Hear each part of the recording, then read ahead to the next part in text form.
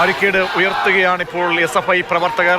രാജ്ഭവന് മുന്നിലെ ആ മാർച്ച് ഇപ്പോൾ സംഘർഷഭരിതമായ അവസ്ഥയിലേക്ക് മാറുന്നു. പോലീസ് നന്നേ പ്രയാസപ്പെടുന്നുണ്ട് SFI പ്രവർത്തകരെ നേരിടാൻ വേണ്ടി. പ്രവർത്തകർ പിരിഞ്ഞു പോകാൻ വേണ്ടി ജലപീരങ്കി 7 റൗണ്ട് ജലപീരങ്കിയാണ് ഇപ്പോൾ അല്പസമയം മുമ്പ് പൂർത്തിയായിരിക്കുന്നത്.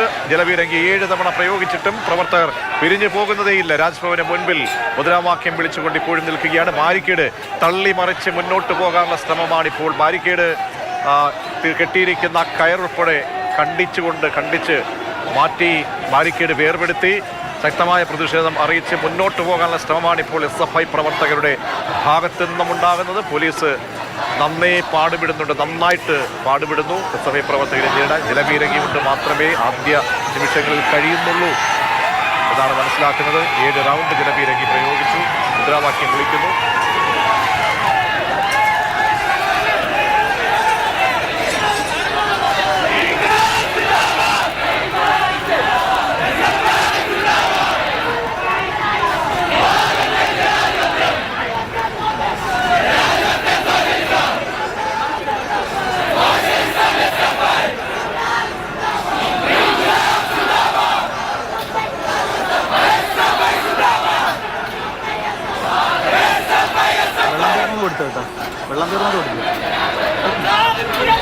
ബാരിക്കേഡിന് മുകളിലേക്ക് കയറി നിന്ന് മുദ്രാവാക്യം വിളിക്കുകയാണ് പ്രവർത്തകർ. പോലീസിന്റെ അടുത്ത ഘട്ടം എന്താണെന്ന് ഉറ്റുനോക്കുകയാണ് പോലീസ്. ഇതുവരെ ജലപീരങ്കി 7 തവണ പ്രയോഗിച്ചു, പിരിഞ്ഞു പോകാതെ SFIയുടെ പ്രവർത്തകർ, ഓരോ ജില്ലകളിൽ നിന്നെത്തിയ പ്രവർത്തകർ, തിരുവനന്തപുരം ജില്ലയിലെ SFI പ്രവർത്തകർ, നേതാക്കന്മാർ, ഇവരൊക്കെ തന്നെയാണ് ഇപ്പോൾ മുൻനിരയിൽ നിൽക്കുന്നത്.